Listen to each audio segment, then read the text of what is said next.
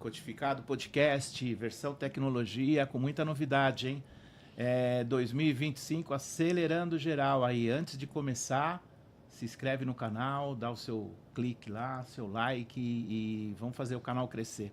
Hoje eu tô aqui com a Ká Pascali, cara, medicina chinesa. Pirei, cara. Quando o cara falou assim pra mim, medicina chinesa, eu falei, que é isso? Quero saber tudo. Boa tarde, tudo bem? Tudo bem, e você, Pedro? Um Tudo prazer jóia. estar aqui com Bem-vinda. você no seu estúdio. Obrigada pelo convite. Tá. E por que Ká Pascali? Ká. Então, meu nome é você... Karina Ah, e tenho Pascali também, que é da minha descendência italiana. E aí eu acabei deixando como Ká Pascali, que é como as pessoas me chamam de Ká, e o Pascali, que eu acho que é um sobrenome que eu acho que tem muito mais a ver comigo do que um outro sobrenome junto, né? Então, por isso que eu fico Pascali. eu queria que começar o nosso bate-papo para a gente falar um pouquinho de saúde mental, de medicina chinesa. É um assunto super interessante. Tem muita gente, eu comentei com algumas pessoas que eu ia entrevistar você e falaram assim, nossa, eu não posso perder, porque estamos com um problema aqui na empresa disso, estamos com um problema ali sobre isso, meu relacionamento, eu tenho um problema disso. Então, é um assunto que demanda assim, muito, né, cautela, né? Senão você vai me orientando aí. Mas antes eu queria que você falasse um pouquinho sobre a sua formação, tá? Como é que você chegou na medicina chinesa? A minha formação é comunicação e jornalismo, mas eu sempre gostei dessa área de tratamento de pessoas. Então, eu comecei depois da comunicação e fui para a hotelaria. E da hotelaria eu comecei a realmente ingressar na área da saúde. E acabei tendo a formação na medicina chinesa, que mudou minha vida, mudou a vida da minha família também, por conta de uma filosofia chamada taoísta, onde a gente começa a entender um pouquinho mais esse movimento do que é viver, do que é estar nessa dimensão que é a Terra. E aí, seguindo, então, o que é filosofia taoísta? É taoísta, certo? Falei correto? Taoísta. A filosofia taoísta, a gente está ligada ao equilíbrio da vida, né? Então, não sei se você já ouviu falar do Yin, do Yang. Não, então, vamos lá. Tem o escuro, tem uma bolinha, que ela é mais escura, e outra mais clara. Então, tem o Yin, que ele é mais escuro, é onde a gente entra na introspecção. Geralmente, as mulheres são Yin. O Yang, que ele é mais claro, é onde tem aquele calor maior, que geralmente seria o homem, né? A figura masculina. E todo ser humano, ele precisa ter um equilíbrio dentro desse Yin do Yang. Não muito Yin e nem muito Yang. Então, como que a medicina chinesa trata? A gente acaba fazendo um diagnóstico onde a gente trata diferente da nossa medicina convencional, onde a gente trata ele pelo um todo. Então, como que é o pelo todo? Então, a gente vê a língua, a gente vê o pulso, a gente vê... Por exemplo, eu estou aqui com você, já estou escaneando. Eu vejo o seu comportamento, se você tem cabelo, se você não tem. Não tenho, estou tudo quebrado. Então, assim, é um escaneamento que a gente faz na pessoa. E o tratamento, ele tem que ser realmente...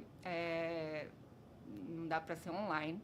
Sim. Ele tem que ser no local. Eu tenho uma clínica que fica na Grande Viana, que se chama Kabenzen, onde a gente faz todo esse tratamento.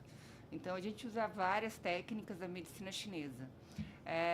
E a gente vai na causa do problema. Então, qual que é a diferença da medicina convencional? A gente anda junto com a medicina convencional.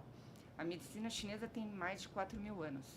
Então, mas também não descartamos a tecnologia que tem a medicina ocidental. E nesse tratamento a gente acaba indo em cima do que é a causa do problema. Você chega na minha clínica e fala, eu tenho muita dor lombar desde os meus 40 anos. Então, a gente vai tentando fazer questionamentos de por que você tem essa dor, da onde que vem. Então, eu vou saber da sua infância, do seu casamento, dos seus relacionamentos, do seu trabalho, para entender. E aí chega a lei da dominância, que são os 5 elementos, que são ligados aos 5 órgãos que a gente acaba trabalhando, que é o rim, o pulmão, o fígado, o baço e o coração. Então, quando a gente tem esses 5 órgãos juntos, a gente acaba vendo aonde que a gente vai equilibrar aquela pessoa naquele momento. Então, se você é um homem muito acelerado, tem um yang muito forte, então a gente vai tentar, o que a gente vai fazer? A gente vai esfriar esse homem. Reduzir. Porque se a gente acelera se está acelerado há muitos anos, isso pode sim desenvolver alguns problemas cardiológicos, pode desenvolver problemas de AVC, derrames.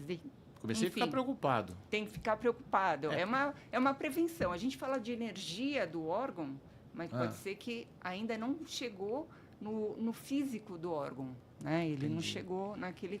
Porque a pessoa tem um ritmo forte, então trabalha, estuda, trabalha 10, 12, 15 horas por dia. Sim. E é natural, né? Aí a gente fala de burnout, não é isso? Burnout. Uhum. Aí espana. Pum. Sim. Então... E é assim mesmo. O paciente, ele chega na maca e aí ele não consegue relaxar. Então, Pedro, ele começa a tremer. Tá. E até você chegar nessa questão do relaxamento, muitas vezes a pessoa precisa realmente tomar remédios mais de tarja preta, que são mais fortes. Por um período para ir largando, desmamando. Aí fazer um tratamento. E aí a gente já sente, já sabe o desequilíbrio que ele está no corpo. Tá.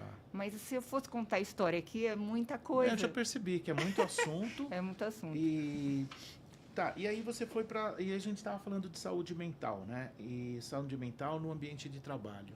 Tá? Eu queria que você falasse um pouquinho da importância da saúde mental nesse ambiente e qual o impacto disso na produtividade, como é que as empresas estão sofrendo com isso. Tá. Primeiramente, eu acabei montando uma consultoria para as empresas, né, em cima dessa questão que hoje todo mundo está falando, da saúde mental. Por quê? A quantidade de pessoas que eu atendo, pacientes que são da área corporativa, não só de colaboradores, de todas as classes assim, de liderança, CEO, onde eu percebo que eles têm uma questão de saúde muito, muito debilitada, porque eles não sabem mais alinhar o que é o hábito normal, como que você começa seu dia.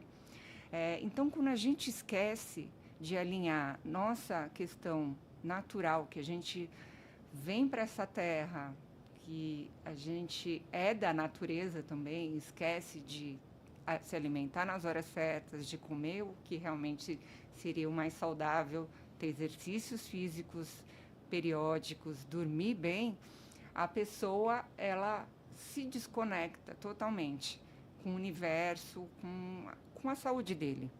Então, perde-se a essência. Então, quando você perde a essência, você está com o seu sangue debilitado.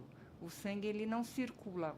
Na medicina chinesa é assim, se você tem dor, é porque você não tem sangue circulando normalmente, assim, da forma que tem que ser. O sangue ele tem que ser mais assim, que ele se equilibre desde a parte da cabeça até os pés, fazendo todo o movimento em todos os meridianos do corpo. Se isso não acontece, vai ter um desequilíbrio. E aí é simples, né? Se você bebe demais, você tem problema. Se você come errado, você tem problema. Se você não tem preparo físico, tá tudo alinhado com o que você está falando. E nada de exagero. Né? E os exageros, a gente fala de, por que eu não posso comer mais doce? Não, vamos ver o que você está fazendo de errado. No dia do lixo. Então, pode ser, pelo seu olhar, 2 minutos do lixo. Então, assim, a gente vai calculando, a gente vai vendo os hábitos e vai mudando e vai deixando a pessoa ficar mais equilibrada. Aí me perguntam, como você consegue ver se realmente a pessoa está mudando? Primeiro, a queixa maior, se é uma dor de cabeça muito grande ou se é um nódulo. Há pouco eu tenho até no celular, se você quiser depois eu te conto, nódulos que aparecem em pessoas. Então, a liberação da energia do canal do sangue do fígado, se a gente libera, não só com tuinar, com acupuntura e através das emoções, ele se dissolve. Então, tem pessoas que o nódulo ele acaba se dissolvendo, porque o sangue ele não pode estagnar, ele não pode ficar grosso. Ele tem que ficar um sangue mais fino, mais tranquilo, que seja mais saudável ao corpo. Por isso que vem várias doenças autoimunes, que é geralmente da liberação, da questão da estagnação do sangue do fígado. Tá, então, assim, voltando na saúde mental dentro do ambiente de trabalho, eu li esses dias uma matéria dizendo o seguinte, ó, que 80% dos executivos acordam 3 horas da manhã, entendeu? E aí ele citava ali os problemas, né? Tá. Então, problema financeiro, problema de gestão, problema de equipe, então aí o cara 3, 4 horas da manhã, tá de pé, entendeu? Isso tem a ver com saúde mental, tá dentro totalmente do que você está falando. Sim. O que acontece? A gente tem um horário. Se eu falar que os horários, as pessoas falam, imagina, não vou conseguir nunca dormir nesse horário. A gente tem que acordar às 5, 6 horas da manhã. Normal. E tomar um bom café da manhã. Isso inclui ovos, comer bem de manhã, frutas.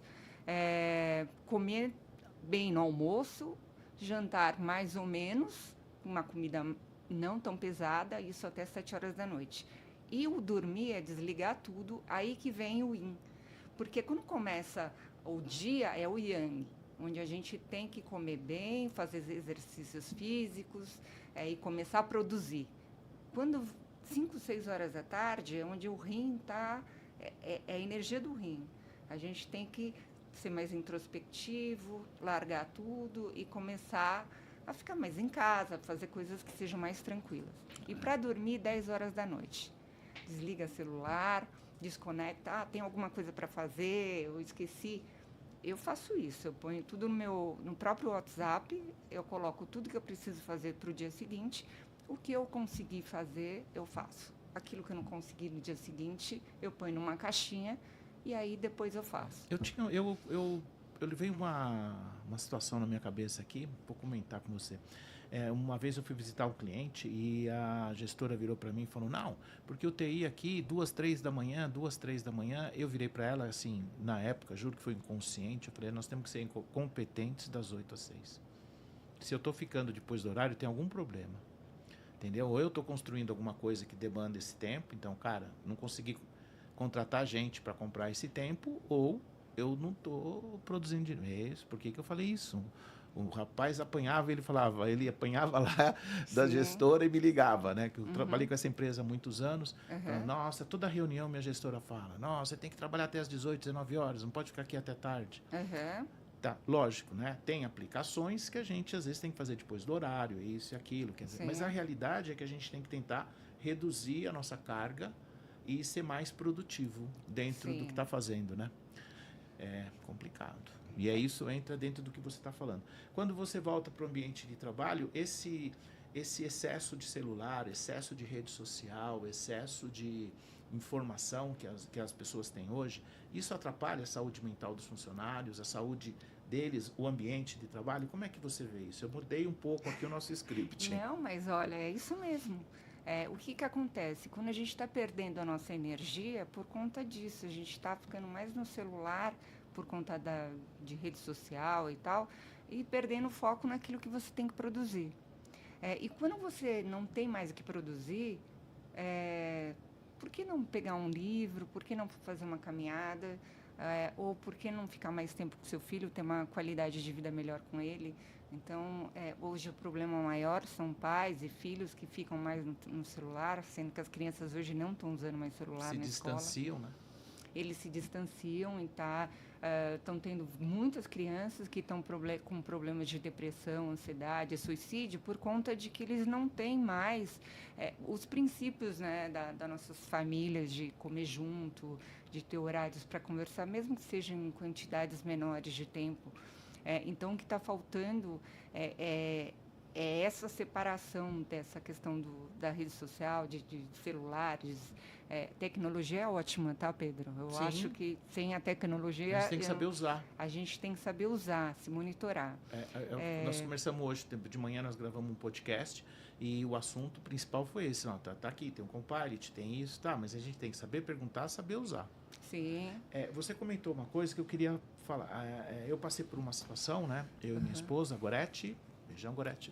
Aí, E a gente resolveu, falou, ó, cara, então na mesa a gente não tem mais celular, porque era normal, às vezes eu tô os dois jantando e um pega o celular, o outro. E tive algumas dificuldades desse tipo, porque às vezes minha filha entra e falou, não, aqui nessa mesa de jantar não tem mais celular. Isso. Entendeu? E isso, minha filha tem 25 anos, né? Quer dizer, a gente podia ter feito isso antes, né? Quer dizer, não tenho nenhum problema, né? Mas assim, eu acho que e foi um toque, eu falei, tá, isso tá atrapalhando tá atrapalhando o Pedro, tá atrapalhando o meu relacionamento com ela, o celular. Então, cara, deixa ele de lado. Primeiro, o meu relacionamento. Depois, o meu celular.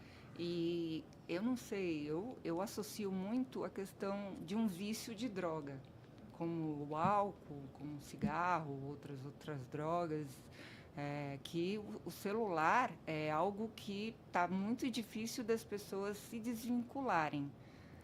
Principalmente crianças. As crianças, elas não têm uma autonomia, elas não sabem usar um celular e elas ficam viciadas.